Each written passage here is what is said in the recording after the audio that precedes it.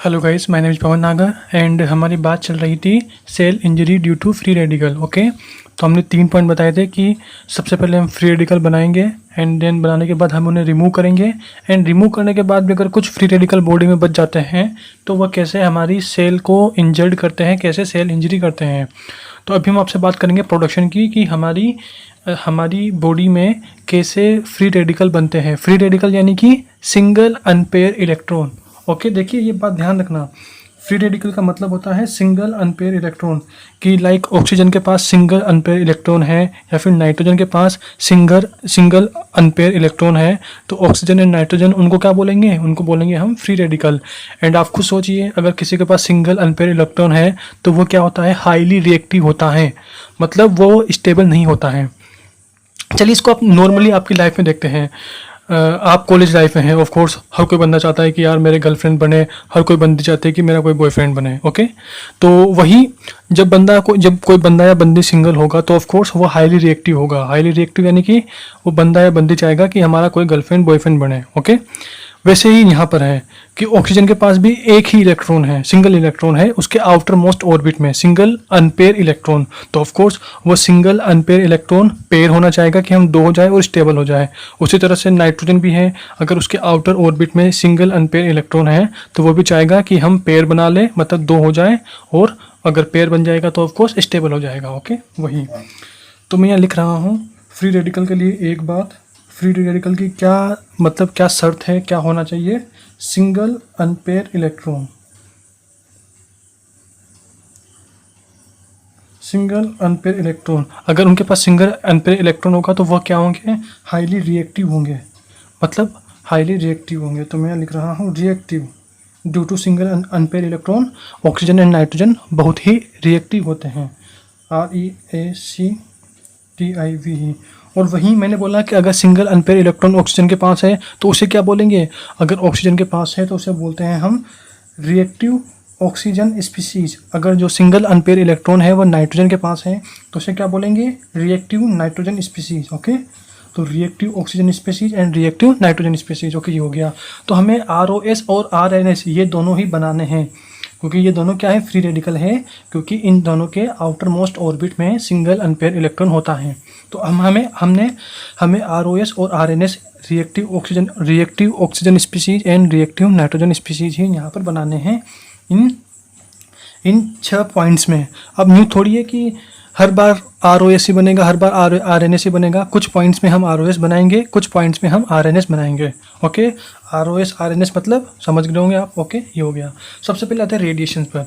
तो देखिए, जहाँ पर मेरे पास जगह नहीं है तो मैं इसको अलग पेज में बता रहा हूँ, लेकिन आपको ऐसे नहीं लिखना है। मैं इन 6 पॉइंट्स में से ईच पॉइंट के जो भी इंपॉर्टेंट पॉइंट बताऊँगा, मतलब रेडिएशन के मैंने 2 पॉइंट बताए, लाइक इसके कुछ पॉइंट बताए, इसके कुछ पॉइंट बताए, तो आपको एक ही पेज में एडजस्ट करने हैं, लाइक दिस। देखिए मैंने पूरा एक पेज में कर रखा है, तो आपको ऐसे एक पेज में करना है, क्योंकि आपको फिर लगे, मतलब आपको स्टेप बाय स्टेप समझ में आना चाहिए कि हमें ये पढ़ना है, इसके अंदर 3 चीज़ें पढ़नी है, इसके अंदर 6 चीज़ें पढ़नी है, 6 के अंदर फिर रेडिएशन में भी 2 पॉइंट पढ़ने हैं, इसमें भी 2 पॉइंट पढ़ने हैं। तो अगर आप एक पेज में करोगे तो आपके लिए सिंपल होगा। तो सबसे पहले हम बात करते हैं रेडिएशन की। तो मैं अब शॉर्ट में लिख रहा हूँ RAD, मतलब मैं बात कर रहा हूँ फ्री रेडिकल प्रोडक्शन। रेडिएशन से कैसे फ्री रेडिकल प्रोडक्शन होता है। तो देखिए, रेडिएशंस आपने माइक्रोबायोलॉजी में पढ़ा होगा, आपने पढ़ा होगा ना, स्टरलाइजेशन एंड डिसइंफेक्टेंट टेक्निक्स। देखिए ये वाला जो टॉपिक बोला मैंने माइक्रो में, ये बहुत बहुत बहुत इंपॉर्टेंट है, इससे मेजर क्वेश्चन पिकअप होता है। तो आप वहाँ पढ़ते हो कि हम रेडिएशन से कैसे हमारे इंस्ट्रूमेंट्स को, मेडिकल इंस्ट्रूमेंट्स को स्टरलाइज करते हैं। तो रेडिएशंस वहाँ पढ़ा होगा आपने, और वहाँ आपने 2 टाइप की रेडिएशन पढ़ी होगी,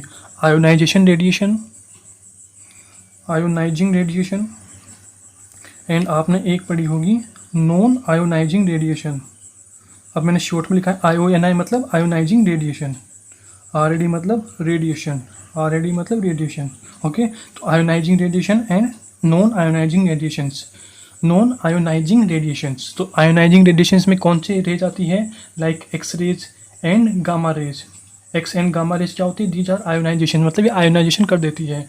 एंड नॉन आयोनाइजेशन में क्या आती है, UV rays, infra rays, UV rays. Okay, तो मैं एक एक एग्जांपल ले रहा हूँ कि ये दोनों रेडिएशंस क्या करती है, फ्री रेडिकल्स का प्रोडक्शन करती हैं। लाइक आपने सोचिए कि इन रेडिएशंस ने क्या किया, हमारे वाटर का हाइड्रोलाइसिस कर दिया। हाइड्रोलाइसिस थोड़ी रेडियोलाइसिस, रेडिएशन तो क्या करेगी, रेडियोलाइसिस करेगी ना। तो हम यहाँ पर एग्जांपल दे रहे हैं कि इन रेज ने क्या किया, इन रेज ने हमारे वाटर का रेडियोलाइसिस कर दिया। तो वाटर का रेडियोलाइसिस करने से क्या बना, हमारा ROS बनेगा, रिएक्टिव ऑक्सीजन स्पीसीज। तो इसके रेडियोलाइसिस से बना हमारा OH। दिस इज OH, ये क्या है, this is reactive oxygen species.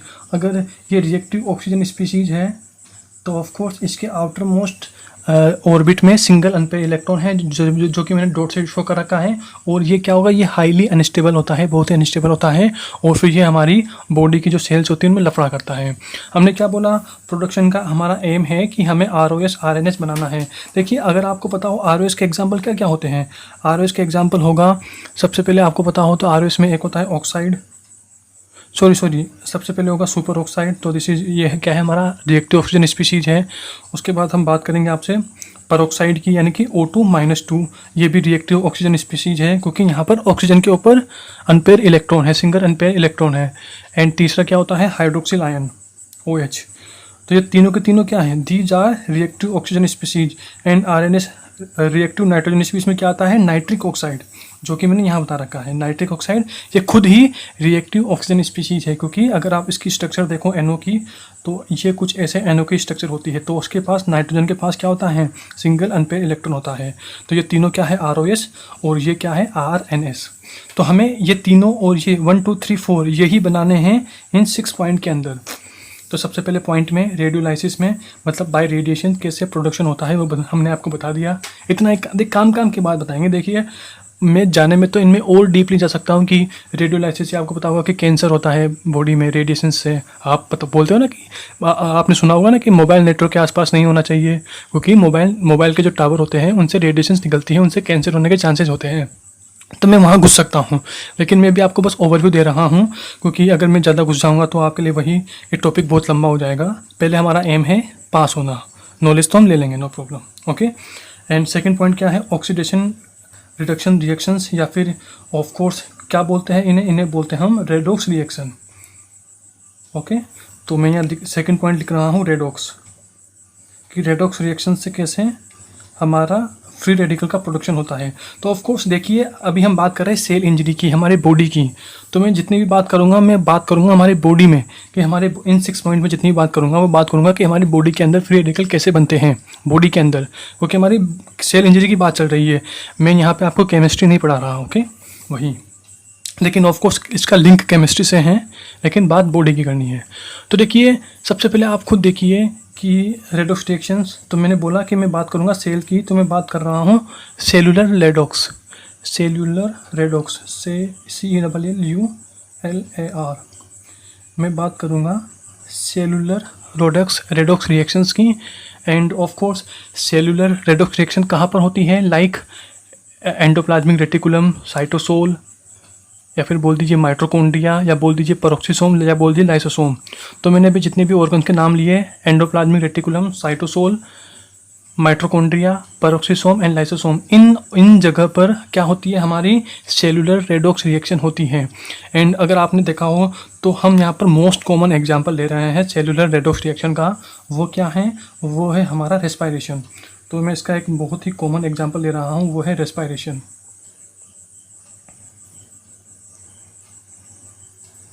And देखिए, रेस्पिरेशन का एग्जाम्पल लिया है, तो ऑफकोर्स हमारा एम क्या है, हमें ROS RNS बनाना है। तो वहीं इसके एग्जाम्पल के लिए सबसे पहले मुझे यहाँ पर रिएक्शन देखनी पड़ेगी रेस्पिरेशन वाली। तो वहीं रेस्पिरेशन में क्या होता है, C6H12O6, ये क्या है, ग्लूकोज।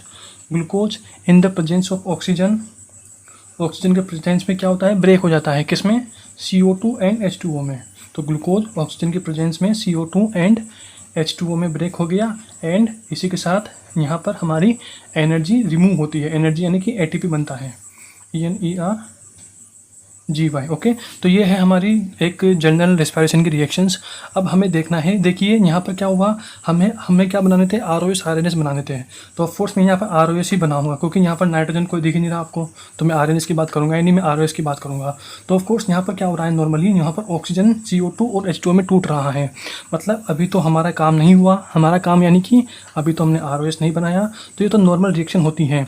बट इंटरमीडिएट या फिर बोल दीजिए कुछ पार्ट, इस रिएक्शन का कुछ पार्ट क्या बना देता है, इस रिएक्शन का कुछ पार्ट बना देता है हमारे ROS। वो कैसे, तो देखिए हमारा एम क्या है, हमारा एम है ROS बनाना। तो मैं यहाँ पर ऑक्सीजन एंड हाइड्रोजन को ही ले रहा हूँ नीचे वाली रिएक्शन में, मतलब रिएक्शन यही है, बस मैं काम की चीज़ें निकाल रहा हूँ इसमें।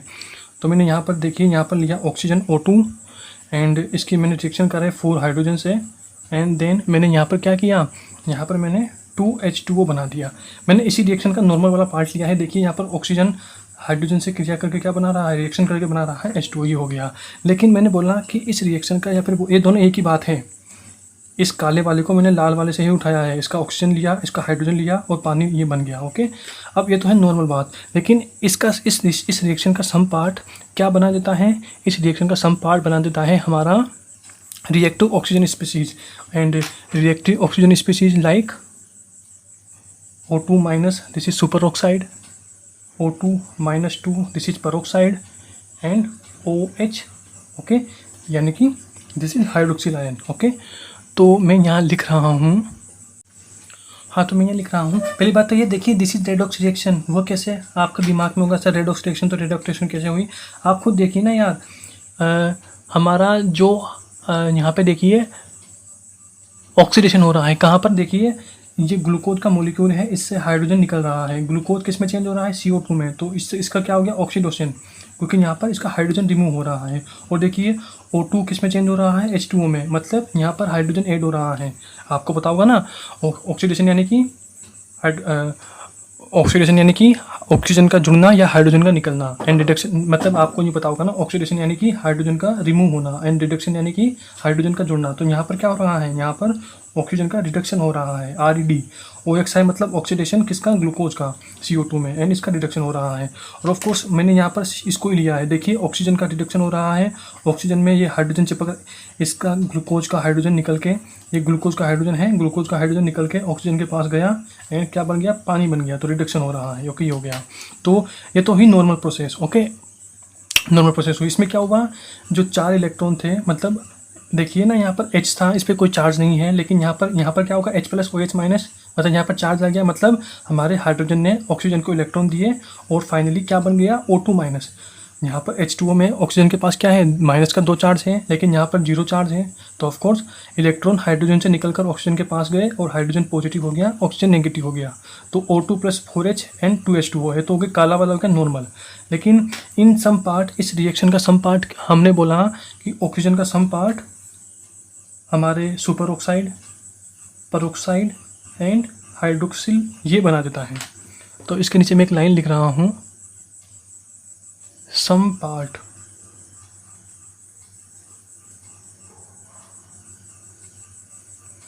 पार्ट क्या हो गया, पार्शियल रिड्यूस्ड। देखिए ना, ऑक्सीजन 0 से माइनस में जा रहा है, मतलब इसका रिडक्शन हो रहा है। और यहाँ पर भी देखिए ना, इसमें -2, इसमें -2 में गया, इसमें माइनस, मतलब माइनस में जा रहा है, रिडक्शन हो रहा है। Some part partial reduce, PARTIAL, reduce, REDU, partial reduce हो गया। मतलब कि अगर हम ऑक्सीजन के लिए 1 इलेक्ट्रॉन दे दें तो O2- बन जाएगा, मतलब कि 1 इलेक्ट्रॉन के ट्रांसफर पर क्या बना, सुपर ऑक्साइड। देखिए O2- क्या होता है, सुपर ऑक्साइड। तो 1 इलेक्ट्रॉन दिया तो क्या बन गया, सुपर ऑक्साइड। तो मैं यहाँ लिख रहा हूँ 1 इलेक्ट्रॉन। अगर हमने O2 को 2 इलेक्ट्रॉन दे दिए तो क्या बन गया, पर ऑक्साइड। तो 2 इलेक्ट्रॉन, मतलब हाइड्रोजन ने ऑक्सीजन को अगर 1 इलेक्ट्रॉन दिया तो क्या बन गया, सुपर ऑक्साइड। हाइड्रोजन ने ऑक्सीजन को 2 इलेक्ट्रॉन दे दिए तो क्या बन गया, देखिए ना, O2, या O2 0 है, O2- है तो 1 इलेक्ट्रॉन दिया ना, O2- 2 है, 2 इलेक्ट्रॉन दे दिया, एंड OH- यानी कि 3 इलेक्ट्रॉन दे दिए। तो अगर हाइड्रोजन ऑक्सीजन को 3 इलेक्ट्रॉन दे दे तो क्या बन जाएगा हमारा, हाइड्रोक्सिल। ओके, तो ऑफ कोर्स ये तीनों के तीनों क्या हैं, ये तीनों के तीनों जो मैंने हरे हरे यहाँ लिखे हैं, these are reactive oxygen species. अगर ये ROS है, इनके आउटर मोस्ट ऑर्बिट में सिंगल अनपेयर इलेक्ट्रॉन है तो these are highly reactive, and highly reactive है तो ये चाहेंगे कि हमारा भी जोड़ा बने, हमारे भी गर्लफ्रेंड बॉयफ्रेंड बने। ओके, ये हो गया। तो इतना सा ही हमें बताना था आपको किसमें, रेडॉक्स रिएक्शन में। एंड थर्ड वाले आते हैं बाय ट्रांजिशन मेटल्स, कि ट्रांजिशन मेटल से कैसे हमारी ट्रांजिशन मेटल से कैसे फ्री रेडिकल बनते हैं। तो देखिए इसके लिए मैं आपको यहाँ पर पहली बात तो ये कि ट्रांजिशन मेटल्स यानी कि आपको अगर आपने थोड़ा 12th का आइडिया हो तो आपने पढ़ा होगा ना periodic table, S block, P block, T block, तो मैं उसी ट्रांजिशन मेटल्स की बात कर रहा हूँ। ओके, उसी पीरियोडिक टेबल की बात कर रहा हूँ। तो सबसे पहले बात तो ये कि जो ट्रांजिशन मेटल्स होती है, देखिए मैं तीसरे पॉइंट की बात कर रहा हूँ यहाँ पर, शॉर्ट में लिख देता हूँ। ट्रांजिशन TRA मतलब ट्रांजिशन मेटल, ME मतलब मेटल। ओके, तो ऑफ कोर्स ट्रांजिशन मेटल्स ये क्या होती है, प्रेजेंट इन बॉडी, हमारी बॉडी में प्रेजेंट होती है। देखिए मैंने बोला कि मैं 6 पॉइंट्स में हमारी बॉडी की बात कर रहा हूँ, हम सेल इंजरी की बात कर रहे हैं, हम पैथोलॉजी की बात कर रहे हैं। तो प्रेजेंट इन बॉडी,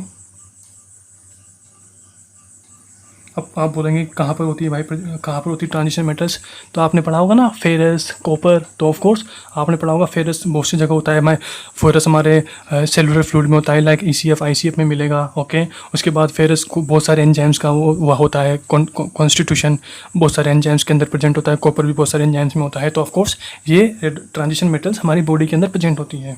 तो प्रेजेंट इन बॉडी मतलब फेरस कॉपर, फेरस कॉपर क्या है, दीज आर ट्रांजिशन मेटल्स, और ये हमारी बॉडी के अंदर प्रेजेंट होती हैं। एंड अगर ये बॉडी के अंदर प्रेजेंट होती है तो ये कैसे फ्री रेडिकल बनाती हैं, ये फ्री रेडिकल बनाती हैं इलेक्ट्रॉन को डोनेट करके या एक्सेप्ट करके। मतलब इन ट्रांजिशन मेटल्स का वर्क क्या होता है, इनका वर्क होता है donate electron and accept electron during cellular reactions. तो बॉडी में इन ट्रांजिशन मेटल्स का वर्क क्या है,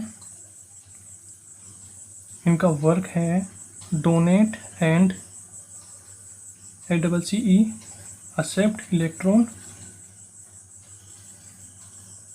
ड्यूरिंग सेलुलर रिएक्शन।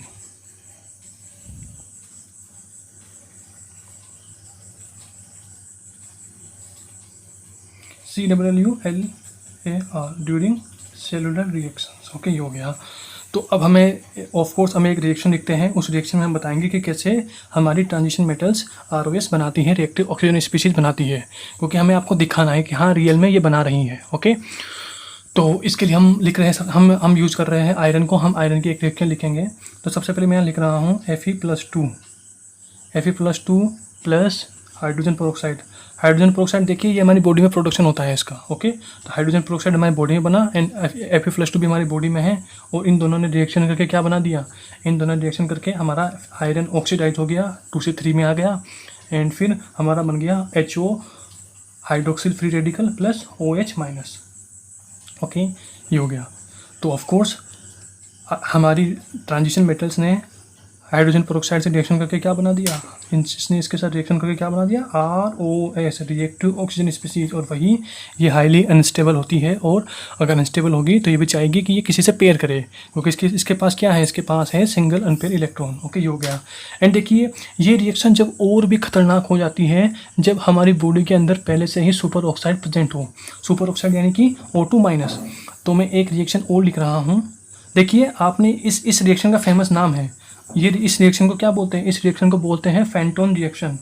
आपने बहुत बायोकेमिस्ट्री में पढ़ी होगी, अगर आपको ध्यान हो तो बायोकेमिस्ट्री में पढ़ी होगी। इसे बोलते हैं हम फेंटोन रिएक्शन। ओके, तो ये पूरी आयरन का यूज करते हैं फेंटोन। आयरन Fe+2 जब H2 से रिएक्शन करता है तो ये बनता है, और इस पूरी रिएक्शन को बोलते हैं फेंटोन रिएक्शन। और मैंने बोला कि ROS बन गया, ठीक है, लेकिन ये रिएक्शन जब और भी खतरनाक हो जाती है जब अगर हमारी बॉडी को Fe+2 रेगुलर मिलता रहे। आपको सोचिए अगर यहाँ से Fe+2 हमारी रिएक्शन में रेगुलर आता रहे तो ऑफकोर्स रेगुलर Fe+2 और H2 रिएक्शन करके हमारे ROS बनाएंगे, OH हाइड्रोक्सिल फ्री रेडिकल बनाएंगे, तो ऑफ कोर्स और ज़्यादा नुकसान करेंगे हमारी बॉडी को, क्योंकि जितना ज़्यादा ROS बनेगा उतना ज़्यादा लफड़ा होगा ना बॉडी में। तो वही, तो मैं यहाँ बात कर रहा हूँ Fe+3 मतलब हमारा एम क्या है, हमारा एम है कि हमें Fe+2 को हमें Fe+2 की बराबर सप्लाई रखनी है बॉडी में। तो Fe+3 प्लस मैं यहाँ लिख रहा हूँ सुपर ऑक्साइड O2 माइनस। तो देखिए ना सुपर ऑक्साइड O2 माइनस, तो ये दोनों रिएक्शन करके हमारा एक तो बनाएंगे Fe+2, और ऑफ कोर्स अगर Fe+2 बन गया, क्योंकि देखिए ना इस रिएक्शन ने बनाया ROS प्लस Fe+3। अगर हम Fe+3 को वापस Fe+2 में चेंज कर दें तो ऑफकोर्स ये रिएक्शन कंटिन्यूटी, इस रिएक्शन की कंटिन्यूटी बनी रहेगी। ये रिएक्शन लगातार होती रहेगी, लगातार होती रहेगी तो लगातार ROS बनेगा, लगातार ROS बनेगा तो ऑफकोर्स हमारी बॉडी को और ज़्यादा खतरा है। ओके, तो मैं वही बोल रहा हूँ कि अगर Fe+2 बराबर मिलता रहा इस रिएक्शन को तो और ज़्यादा लफड़ा हो सकता है। तो इससे इन दोनों की रिएक्शन हुई और क्या बन गया, और बन गया हमारा O2। ओके, तो वही। एंड जो ऊपर वाली रिएक्शन है इसे क्या बोलते हैं, इसे बोलते हैं हम हेबर्स-विस रिएक्शन, HABER, हेबर-विस रिएक्शन। ओके, मतलब यूँ समझ लीजिए इस रिएक्शन ने हमारे ROS बनने की जो रेट है उसको बढ़ा दिया है, क्योंकि जो हमारे फेंटोन रिएक्शन से जो Fe+3 बन रहा है उस Fe+3 को हेबर्स-विस रिएक्शन के थ्रू वापस Fe+2 में चेंज कर दिया।